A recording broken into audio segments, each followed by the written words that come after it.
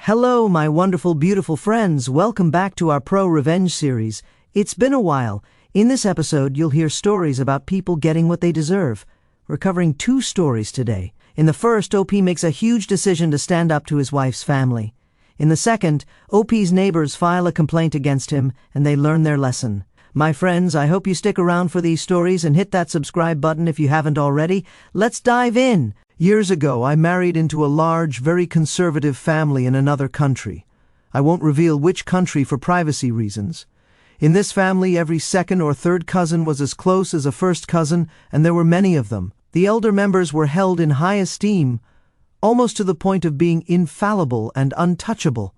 There was one man in the family I came to despise.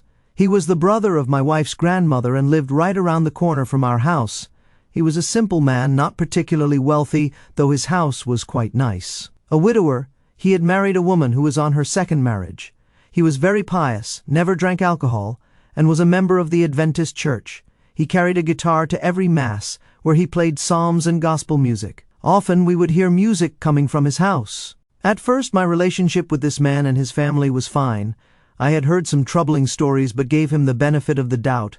Let's call him Uncle Bing. He had a stepdaughter who lived with him and his wife. They made her work long hours in the fields of their nearby farm, standing for hours to scare birds away from the crops, essentially turning her into a human scarecrow. This made me uncomfortable, but I hid my feelings. My wife said speaking out wouldn't help. Things kept getting worse. The more I learned about Uncle Bing, the more it pained me to live near him and witness what he did to this poor girl. She ran away from his house 5 times. Each time she was found, she was severely reprimanded. I befriended a man and woman from the village who found her one day, hiding in the woman's father's house. She had climbed into the highest tree and fallen asleep there. They found her the next morning. It turned out Uncle Bing had been starving his stepdaughter. His biological children from his second wife got nice food, but his stepdaughter, let's call her Cinderella, got nothing but plain rice or stale bread. On warm days, when an ice cream vendor passed by, Uncle Bing would send his wife out with money to buy ice cream for the kids. Everyone except Cinderella. If she was lucky, she'd get her brother's half-chewed ice cream cone, but most of the time, they didn't even call her in from the field. On scorching days, she had to pull the younger kids around in a heavy old metal plow, with her stepfather sitting on it, using her as a human mule for their amusement. Whenever Cinderella's little brother had a birthday, Uncle Bing would slaughter a pig, and church members would visit, sing songs, and throw a big party. Cinderella's birthday came and went unnoticed. One year, my wife and I gave her an umbrella to keep her dry on her daily 3-mile walk to school. Forced to acknowledge her daughter's birthday, Cinderella's mother, who was just as cruel as Uncle Bing, gave her a rare treat of pancakes. But she had to make them herself while watching her infant sister and little brother. Naturally, the pancakes burned, and her mother beat her with a broom handle until her cries echoed through the neighborhood. This was my breaking point. My in-laws tried to stop me from confronting the family elder, but I had had enough. I knocked on Uncle Bing's door, and he came out, dragging his wiry body with a wooden cane tipped with a silver lion's head. I demanded they treat their daughter better, calling his behavior shameful and un-Christian. I said his facade wasn't fooling anyone and threatened to expose him to the village, making him lose face, a fate considered devastating there. In broken English, he said he understood and would act better. For a few weeks, he and Cinderella's mother were on their best behavior. Cinderella went to school regularly, sometimes hopping and whistling a tune, and she rarely went to the farm. So far, so good. But while I was away on business in another part of the country, my wife called to tell me something terrible had happened. Uncle Bing had threatened Cinderella after an argument, waving a machete at her. When she tried to defend herself, he sliced her hand. This was the final straw. The police in that area were highly corrupt and didn't care much, and child protection laws were nearly non-existent. So, I wrote a long essay about his behavior, describing him without naming him directly, so everyone would know who he was. I had my wife translate it into her language and I posted it on Facebook. Despite the country's poverty, everyone in the village had social media, and I was friends with them all. The post went viral in the village. People commented about other bad things Uncle Bing had done, revealing he was widely hated. They even sent me private messages with more stories. When I returned home, Uncle Bing had read the letter, likely through his son or second wife. He was so enraged that he smashed his gospel guitar into pieces and threw rocks at our house. My father-in-law filed a police report, and the neighborhood witnessed Uncle Bing and his wife's meltdown, with her screeching like a banshee. They made fools of themselves and hid in their house for days. A year later, my wife and I moved to another country. Over 30 of her relatives cut contact with us for exposing a family elder. It caused us to be expelled from the family, as revealing his bad side was unforgivable to them. Uncle Bing lost his standing in the village. Church members stopped visiting, and people shunned him and his wife. He has no friends left outside the family. Within the family, there's a clear divide. Some hate us for exposing him, arguing we should have ignored Cinderella's mistreatment since she's not a blood relative, while others who suffered in silence from his behavior for years now speak out and applaud us. At times, my wife blames me because some cousins and childhood friends, also relatives, have cut her off. Her grandmother, Uncle Bing's sister, was initially sad but later smiled and said, "I used to be mad about losing so many relatives over this, but it's for the better. I'm free now, at 80 years old." It turns out Uncle Bing had threatened her with a machete years ago, but she covered it up out of family loyalty. Now she could speak out. Cinderella is no longer beaten, attends school, and has friends for the first time. The village watches her parents' every move, and Uncle Bing and his wife are too afraid to even scold her. Thank God, that's all I wanted to achieve. It was worth facing the family's wrath. At times I feel conflicted because my stance cost my wife close relatives. She can never message, call, or visit them. They've blocked her on social media, and she's essentially dead to them for standing by me. Sometimes she regrets how we handled it, having lost people dear to her for saving a girl she barely knew. But in the end, she stands by what we did and feels it was right. You're absolutely right. You did the right thing. How could anyone second-guess saving a girl from that torment? It doesn't matter if you knew her or not. I was shaking when I read that some defended Uncle Bing, saying OP should have ignored it because Cinderella wasn't a blood relative. Excuse me? You should turn a blind eye to mistreatment just because you don't know someone? This story broke my heart. I wish OP had gone full scorched earth on that family. From the comments, many suspect this took place in the Philippines, which explains why the police weren't an option. That was a heavy story, so let's end on a lighter note with the next one. Next story. In early 2017, I put a trampoline in my backyard for my 3 young boys, and we've enjoyed it immensely. In the spring of 2018, my neighbor, the HOA president, wanted to sell his house. His realtor said the trampoline might lower the sale price. He convinced the neighbor on the other side of my house to complain as well. Out of the blue, I received a message from the HOA property manager saying the neighbors had complained, and I needed to submit a form for approval. What's sad is that I was friendly with both neighbors. They had been in my home and could have talked to me face to face. I would have been willing to dig a hole to lower the trampoline or buy one with elastic bands instead of springs to make it quieter, both cheaper than hiring a lawyer. But nobody asked or had a heart-to-heart about their concerns. Here's the irony. These are 5-bedroom homes, clearly meant for families with kids who will be noisy in their backyards, with or without play equipment. The neighbor selling his home smoked heavily. My trampoline was hardly his biggest issue. The family who bought his house has 2 kids and doesn't care about toys in other yards. The other neighbor raised 2 very active boys. When I pointed this out, she said, "I know it's challenging to raise boys, but we're at different stages of our lives," as if that justified trying to undermine me. I filled out the form and sent it in. The review committee denied it a month later. I appealed and met with the board in August. They sent a letter claiming the trampoline was in violation but never specified which rules. I asked again, and the property manager insisted she had sent the letter. I requested proof, and she forwarded an email with my name added to the to field after the fact. I suspected this because an HOA meeting mentioned in the email never happened. Responses to my questions were in different colors, indicating edits at different times, and she took an hour to forward it, likely editing a draft she never sent. She cited one rule initially, then added another that superseded it, which could have been omitted. The message wasn't marked as forwarded, and the send time lacked seconds. None of this was definitive, but it was suspicious. I asked others in the to field if they received the email. The only honest board member said he hadn't. The rest stayed silent, likely covering for the property manager's mistake. The letter that was never sent claimed the trampoline was unsightly due to the close proximity of homes and small yards, that realtors said it lowered home values, and that neighbors complained about noise, making them unable to enjoy their homes or use certain areas during trampoline use. My kids all weigh under 35 pounds, go to bed at 7 p.m., and don't jump before 10 a.m. My neighbors bought homes 10 feet from mine. What did they expect? The year-end meeting was yesterday with 4 board positions up for election. I got 3 friends on the street to run with me. I went door to door for a week, speaking to most homeowners about their frustrations with the HOA. I got a third of the community to sign proxy forms allowing me to vote on their behalf. At the meeting, I calmly listed the board's failures and my plan to fix them.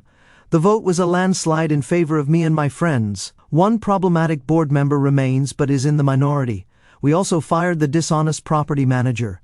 The trampoline stays. The only downside is I now have to manage a street with some challenging people, but this convinced my wife we'll never live in an HOA again. A huge victory alongside keeping the trampoline. I had no idea a trampoline could lower home values. Is it really that annoying? I wouldn't care if my neighbor had one, especially a big one. I'd be over with a 6-pack, asking to practice my flips. Next story. This story is from the 1990s, during an ongoing feud I had with a CO worker who was a complete jerk. Although the following story is just one of many, this particular story is very special to me. Let's call him BB for Bully Boy. He was a major jerk and definitely didn't like me. He was always on my back, openly insulted me, and was the big, dumb, mean ruffian. But poor BB, what was he thinking, picking on the IT guy?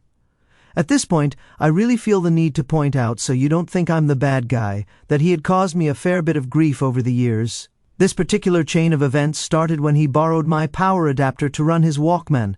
Google it, kids. When he returned it, the adapter cord was ripped out. He told me he broke it in anger when his Walkman didn't work. Later, he told me he wasn't going to replace it because, well, I don't have to. I then asked him to just buy the 20-cent piece and I'd fix it myself. Nope, he said again, I don't have to. This was classic B&B, and it bugged me a lot more than it should have.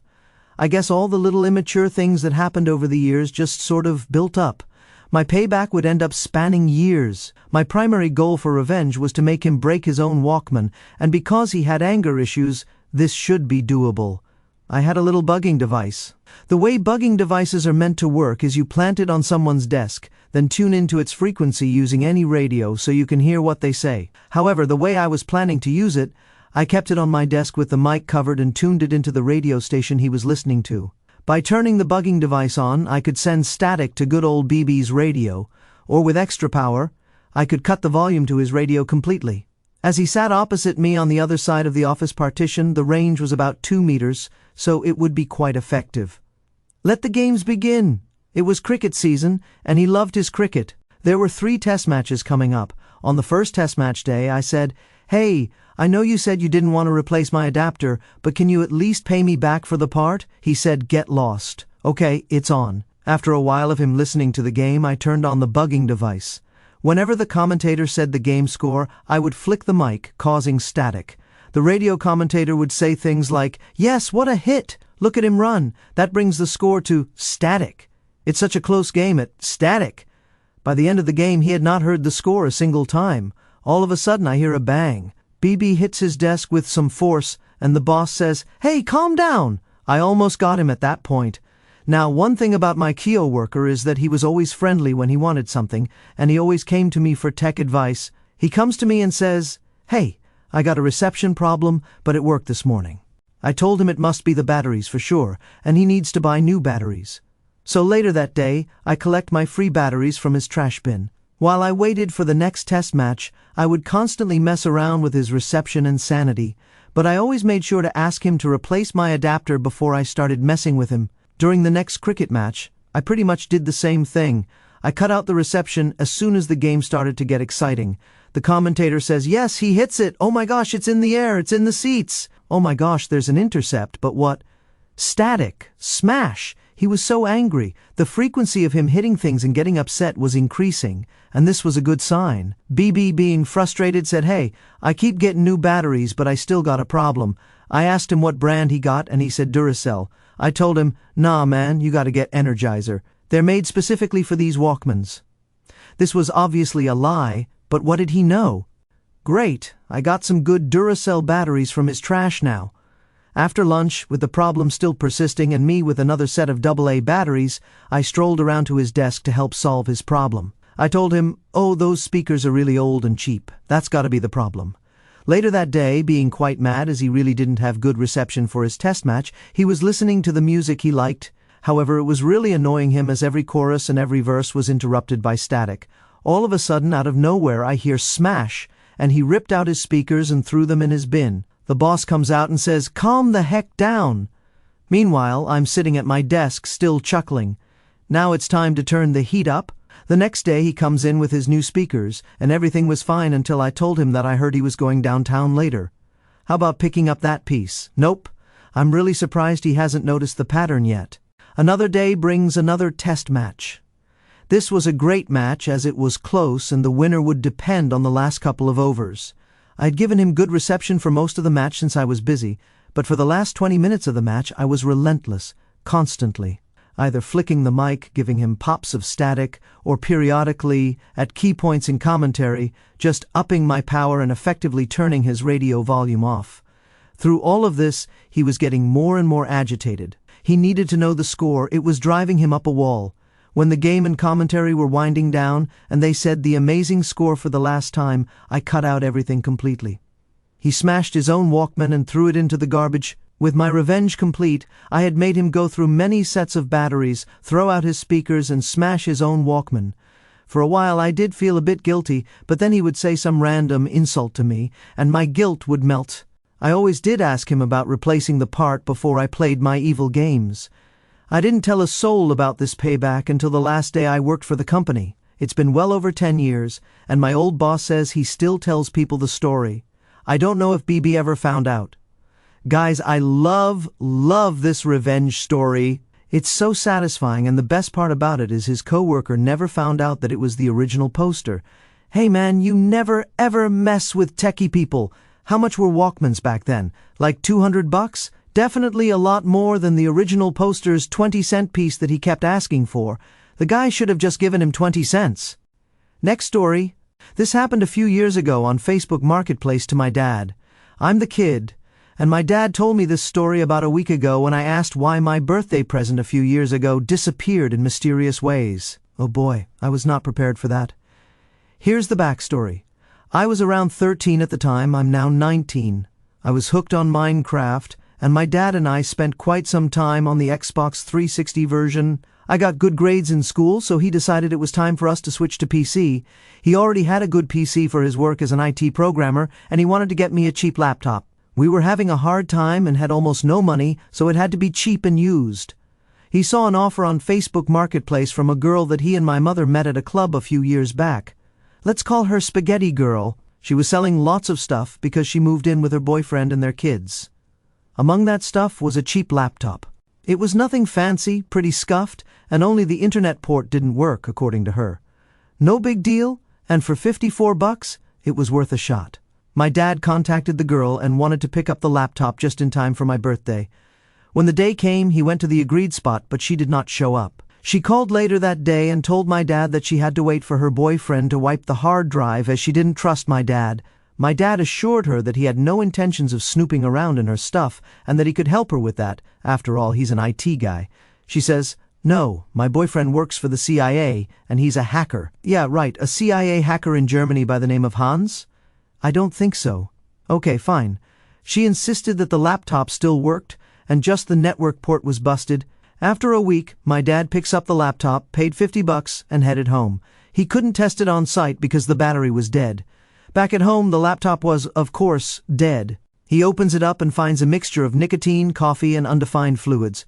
Close your eyes and imagine the sound of Velcro being pulled open. That was the sound the keyboard made when he tried to lift it up. I remember that sound because I stood next to him and wanted to get my laptop going ASAP. I cried the whole night. Of course, my dad contacted the seller right away. She insisted that he must have broken it as it worked yesterday and no returns.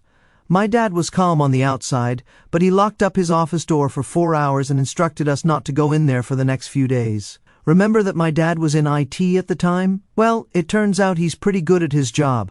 He was a guest lecturer at some universities, gave talks about data recovery at conferences and so on. My dad plugged in the still good hard drive into his work PC and had a look. Of course, Hacker Hans had only formatted the drive. He recovered some files to look for any logs that would indicate the laptop had worked yesterday. The last files were from 6 months ago. Everything indicated that the laptop was dead for at least 6 months. Great work, Hans. On the second evening, when my dad was looking for evidence, he stumbled across some pictures. One was an elderly man with a guitar, and a few were from the nightclub back in the day. I remember how I heard my dad laughing inside his office, but I wasn't allowed in and the door was locked. That upset me back then, but now I understand. The spaghetti incident. She had some pictures taken of her with spaghetti meticulously rolled up in a circle on her chest. Lots of spaghetti, with a blob of sauce in the middle to cover up sensitive areas. Her boyfriend was sitting next to her with some chopsticks. I mean, who in the world eats spaghetti with chopsticks, and who pays a photographer to take pictures of that? My dad tried to ask her for the money back and even offered to help her get her files back. He didn't mention the spaghetti pictures. She goes on to attack my dad publicly on Facebook, posting things like, "There's this guy Dad's name who tried to blackmail me. What should I do? And no, I don't want your pictures, idiot." To top it all off, she says, "When my boyfriend learns about this, he will hack you." A few private messages followed, along with a few insults. My dad had enough of that. He suspended his Facebook account and went silent. My dad almost lost his job and family over this, but he was smart enough to save all the chat logs with her, so he could prove to my mother and his boss that he wasn't blackmailing anybody or sending inappropriate pictures. Now, the revenge. After a few months, my dad has a new Facebook account, and everything was back to normal. He even joined the old nightclub alumni group on Facebook to connect with a few friends from back in the day. One beautiful day, he finds a post in the group by Spaghetti Girl asking everybody for pictures of the good old days, as the thief stole her laptop and tried to blackmail her with deleting the pictures. My dad kindly responded.